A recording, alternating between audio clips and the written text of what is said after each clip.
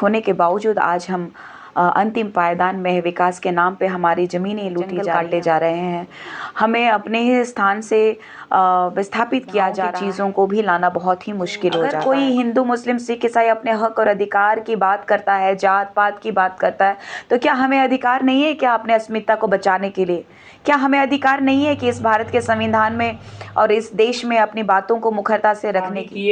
इनसे तो आप आ गए आदिवासी में, आप अपना जो धर्म था, पिताजी का धर्म था, वो छोड़ दिए। क्या आप अभी भी आपके जो मायका है वहाँ पे क्रिश्चियनिटी को माना जाता है या फिर वो भी अपना घर वापसी कर लिए हैं? उन लोग मानते हैं कि क्या करते हैं, हम जैबे नहीं करते हैं, नहीं यार ससुराल कहीं नहीं जाते हैं, हमको काम से फुर्सत ही नहीं रहता है, हम जैबे नहीं करते हैं, ना उन लोग को बुलावे नहीं करते हैं। बातचीत तो होता है, बातचीत भी हम नहीं करते हैं। मेरा भाई एक ठो है और हम बहन में एक ठो बचे हैं।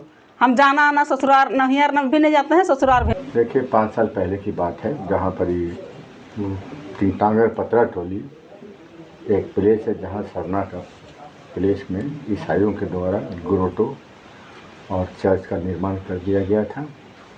जब पता चला गांव में, जब गांव गए तो वो लोगों को बैठा करके उसमें सबसे पहले हमने झंडा गाड़ने का काम किया गांव के सहयोग से। उसी में क्या हुआ कि करीब 5000 मेरे पीछे में सरना अनुयायी लोग थे और 300 करीब ईसाई लोग थे। विरोध में ढेला पत्थर चलाया था। 500 फोर्स भी था, डीएसपी से लेकर सिपाही तक। काफ़ी मशक्क़त के बाद में भीड़ को रोक करके 5-10 आदमी जाके हम लोग वाहन के साथ में पूजा कराए थे। ढेला पत्थर वगैरह चला था। निश्चित तौर पर वह जो है जो सरना का ज़मीन है, उसका खतियान वगैरह सारा चीज़ है। लोग जो है आज हम बोले भी कि भाई ईसाई समुदाय अपने दिल से पूछे कि हम सरना वालों को डिस्टर्ब क्यों करें। लोग कहता है कि हिंदू भगत या उसका बेटी ईसाई समुदाय को गाली दे रहा है, ईसाई को क्रिटिसाइज कर रहा है। वे लोग अपने दिल से पूछें कि क्या सरना को डिस्टर्ब करना बंद कर दें, हम लोग मने गाली नहीं देंगे। लेकिन तब है कि हम लोग कार्तिक बाबू के पत्नी पर चलने के लिए हम लोग तैयार हैं, चाहे निशा हो, चाहे हम हो, चाहे हमारा परिवार है। कार्तिक बाबू का जो सोच था, कार्तिक बाबू का जो भावना था, वो उनका कहना था कि डिलिस्टिंग होना चाहिए, ईसाई जो है सो माइनॉरिटी में रहे, जनजाति सूची से अपने आप को हटा लें, दोहरा लाभ इनको ना मिले। एक सवाल ये भी है कि ईसाई समुदाय के लोग ये सवाल पूछते हैं कि आप ईसाई का बस विरोध क्यों करते हैं, आप हिंदुओं का विरोध क्यों नहीं करते हैं? क्योंकि हिंदू लोग भी जब हिंदू बन जाते, जब आदिवासी हिंदू बन जाते हैं, तब वो लोग भी आपका मूर्ति का पूजा करने लगते हैं, सारा रीति रिवाज आपका पंडित से करवाने लगते हैं। तब उन लोगों के बारे में आप लोग क्यों नहीं बोलते हैं? देखिए, ज़रूरत पड़ने पर हिंदू समुदाय को भी बोलने के लिए हम लोग को मजबूर होना पड़ेगा। जैसे आरएसएस जैसे संगठन जो है, हम आदिवासियों को वनवासी कहने का काम करते हैं। हम लोग चाहे मंच में कहना हो या सभा सुसरे में कहना हो, ज़रूरत पड़ने पर हम लोग उनको भी जो है हम लोग गाली देने में बाज नहीं आते हैं। चूँकि सरना समुदाय अभी कई तरफा से जूझ रहा है। हिंदू समुदाय भी एक और कहा जाता है कि लोग माने जो है सो बैकवर्ड हैं या वनवासी हैं, और ईसाई समुदाय तो हमारा संस्कृति को धूमिल करने में रात दिन लगा हुआ है। तो वैसे में हम लोग को मजबूरन जो है, चाहे हिंदू हो, चाहे ईसाई हो, चाहे इवन मुस्लिम भी अगर होगा, तो हम लोग उनको कुछ कहने में बात नहीं आएंगे। मतलब जहाँ आपके समाज जहाँ जरूरत पड़ेगा, समाज को जब कुठाराघात होगा, हम लोग बोलने में पीछे नहीं रहेंगे। देखिए, लोग भ्रम में हैं और जानबूझ के बदनाम करने का साजिशन लोग बोल रहा है। ईसाई धर्म के ही थी, लेकिन जब हम लोग अपने परंपरा में शादी जब किए, उसके बाद से शायद एक दिन भी चर्च नहीं गई होगी।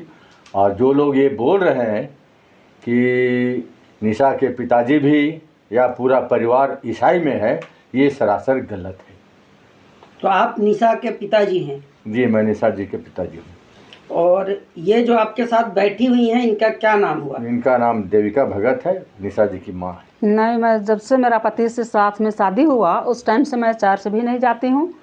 और मैं शुरू से ही सरना समाज का अस्तित्व को बचाने के लिए, अपना समाज को बचाने के लिए, मैं शुरू से ही मैं सरहुल जुलूस में भी भाग लेती हूँ, कर्मा नाच में भी भाग लेती हूँ, और अपना घर में भी मैं अपना रीति रिवाज के अनुसार पूजा पाठ करती हूँ। और डंडा कटवाती हूँ। हम लोग का समाज में होता है वो। और हमारे समाज में जो भी पूजा पाठ होता है, कार्तिक पूजा हो, कर्मा पूजा हो, या तो सरहुल पूजा हो, या तो कोई भी पूजा हम लोग का रूढ़ी परंपरा से होते आया है, वही संस्कार में मैं जी रही हूँ। तो देखा जाए तो आप अपना घर वापसी कर लिए हैं। हाँ, मेरा माँ बाप के पिताजी भी सोमरा और झगड़ू नाम करके था। और मेरा बाप का दादा जब तक से कुआं से, मैं एगो चुआ था, डाड़ी है गांव में, उस डाड़ी से पानी जब तक मेरा नहाना धोवाना करेगा, पूजा पाठ करेगा, तभी गांव का लोगों को पानी लेने देता था। और मैं उरांव समाज में ही से आती हूँ। पहले से मेरा उरांव समाज में ही परंपरा था, आते आया था। बाद में मेरा परिवार क्रिश्चियन हुआ था, लेकिन मैं अभी जब आई हूँ, पढ़ा समाज का भी मैं काम कर चुकी हूँ। और मैं पूरा आज से कर रही हूँ सरहुल जुलूस, कर्मा नाच, सब में भागीदारी। मैं अपने घर में भी कर्मा गाड़ती थी। अस्थाई यहाँ गुमलाने के बाद मैं नहीं करती हूँ, लेकिन अस्थाई जगह में हम लोग अपने से कर्मा का भी उद्घाटन मैंने हमें किए हैं, हमें पूजा पाठ किए हैं। तो कहा जाए तो आप घर वापसी शादी के बाद से ही आपकी घर वापसी हो चुकी थी। हाँ, शादी के बाद नहीं। अपने पति के द्वारा जो रीति रिवाज है, आदिवासी संप्रदाय जिसको मानता है, रूढ़िवादी जो परंपरा है, उसको लेकर आप चलती हैं। हाँ, मैं उसी को लेकर चलती हूँ। और मेरी बेटी समाज का ही काम करेगी। और मैं आगे भी मैं शुभकामनाएं करती हूँ कि मेरी बेटी आगे। तो लगातार फिर कैसे लोग कहते हैं कि आप जो है ईसाई धर्म को मानती हैं, जिसको लेकर आपकी बेटी को लगातार ट्रोल किया जा रहा है। वो गलत है। किसी को भरम के कारण बोला जाता है, गलत बोलते हैं लोग। और जो लोग बोलता है वो लोग जलन से बोलता है। देखिए, लोग तो ये भी कहेंगे कि हाँ ईसाई धर्म में है, लेकिन पूजा पाठ या फिर करम जितिया सरहुल तो कोई भी आजकल मनाता है। लेकिन करम सरहुल वाला कोई गीत अगर आपको आता हो तो एक बार गुनगुना दीजिए, ताकि लोगों को पता चले कि हाँ सरहुल बस मनाती नहीं है, सरहुल के गीत बोल को भी जानती हैं। अच्छा, कर्मा गीत गाएं कि सरहुल गीत गाएं? बोलिए, जो भी गाना। थोड़ा थोड़ा गा दीजिए। छोटा सा ज़्यादा टाइम नहीं, 5 मिनट में हो जाना चाहिए का। सरहुल गीत गाती हूँ ना मैं। सरहुल में लोग गाते हैं। मैंने इसकी सरहुल राग से मैं गा रही हूँ। हरी मेरी मीना बिड़ा लागी, मादगी खाते राला, आगी हरो मादगी खाते रालागी, खातर दिन हो ले खातर मदगी मला होले नेड़े पाका, हालो न सुना मला होले नेड़े पाका लोन कहते हैं। उसके बाद में कर्मा गीत भी बोलते हैं।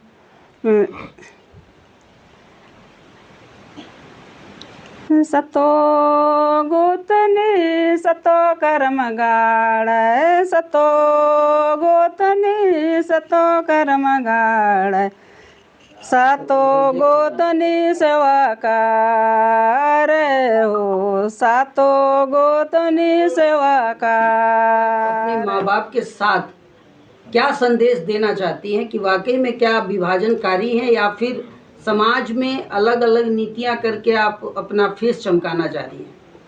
सबसे पहले आपके चैनल के माध्यम से जितने भी दर्शक है, श्रोतागण हैं, उनको मेरी तरफ से जोहार, जय धर्मेश।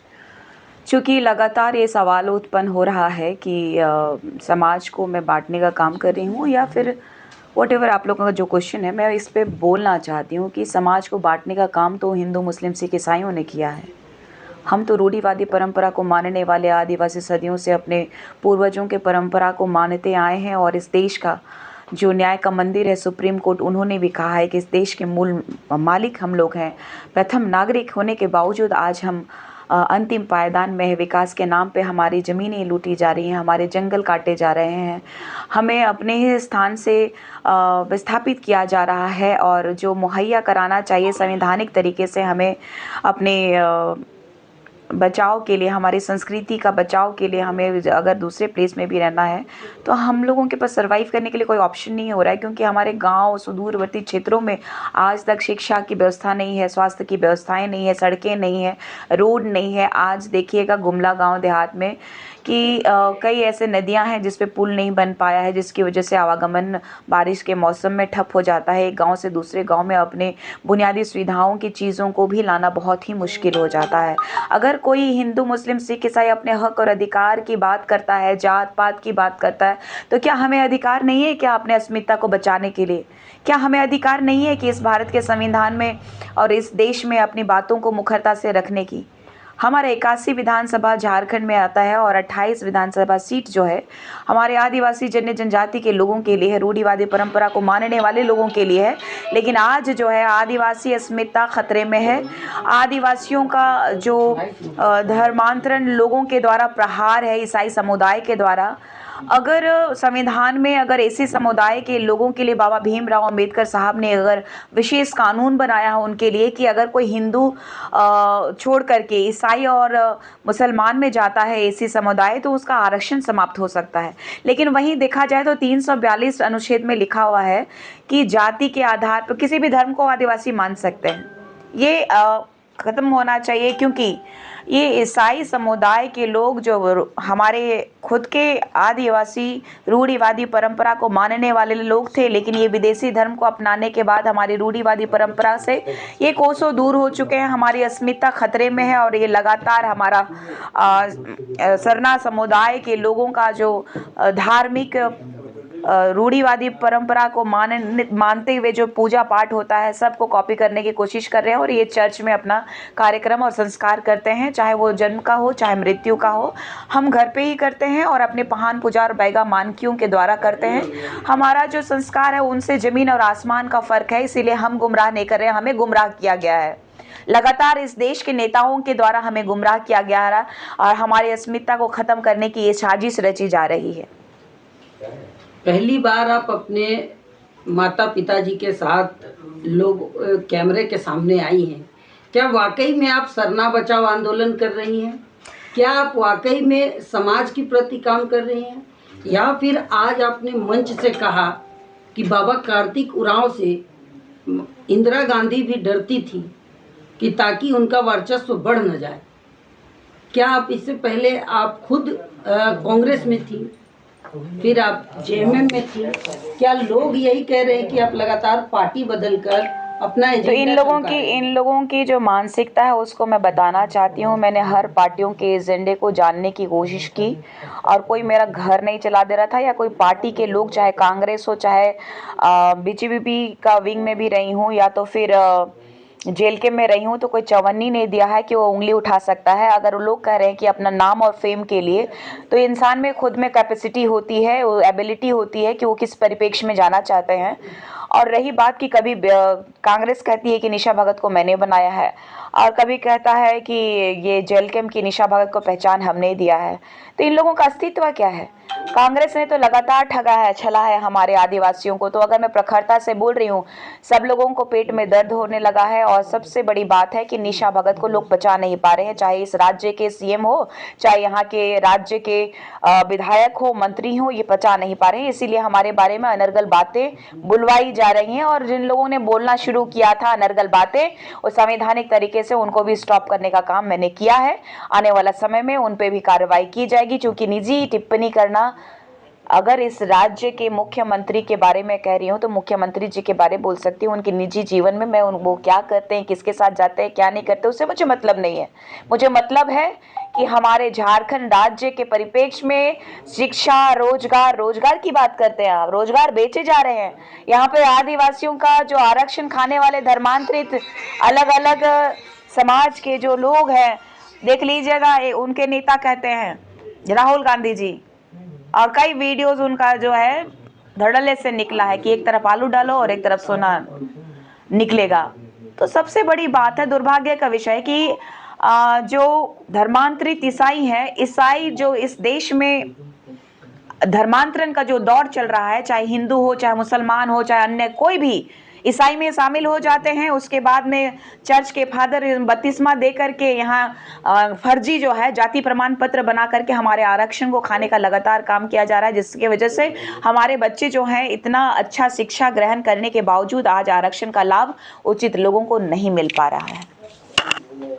ठीक है, माता पिता के साथ आप हैं, क्या संदेश देना चाहेंगे? मैं एक ही बात कहना चाहूँगी, अब हमारे माँ बाबा ने एक निर्णय लिया है कि बेटी जो है समाज के परिप्रेक्ष्य में काम करेगी। मैं खुश हूँ कि मुझे जो ऐसे माँ बाप मिले हैं जो मैंने चाहा आज तक वो चीज़ें मैंने किया है। और समाज के परिप्रेक्ष्य में मैं शुरू में जब थी तो मेरी माता जी बोलती थी कि इतना पढ़ाई लिखाई इसीलिए है कि अब तुम जो है कि बाबूजी जैसे लफुआगिरी करोगी। उनको पहले लगता था कि ये लफुआगिरी है, लेकिन इनको धीरे धीरे समझ में आया कि समाज के परिप्रेक्ष्य में ये अच्छा काम कर रही हैं। क्योंकि इनको जो है बड़े बुजुर्ग भी आके कहते हैं कि आपकी बेटी की वजह से ये काम हुआ, और इनको जो सुन करके अच्छा लगता है वो मेरा प्रोत्साहन है कि भाई आज जो मैं काम कर पा रही हूँ मेरे माँ बाप गर्व महसूस कर रहे हैं। और आपने हर बच्चों को अपने माँ बाप को गर्व महसूस कराना चाहिए। यही इतना ही कहना चाहूँगी। धन्यवाद, जोहार करूँगी। जय धर्मेश्वर।